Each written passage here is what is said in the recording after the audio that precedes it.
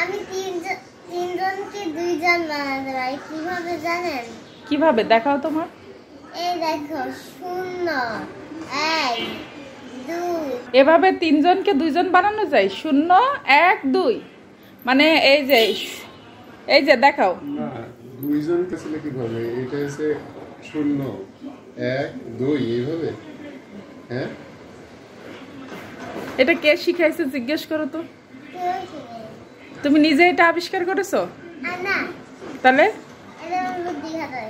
বুদ্ধি খাটাইছো যে তিনজনকে এভাবে দুইজন করা যায়, যে 0 1 আর 2।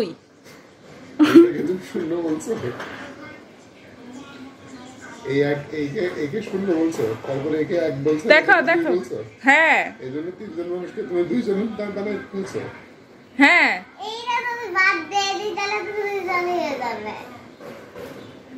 0 1 2 এটা যদি বাদ দিয়ে দিই 0 1 2 তিনজন, বুঝেছো?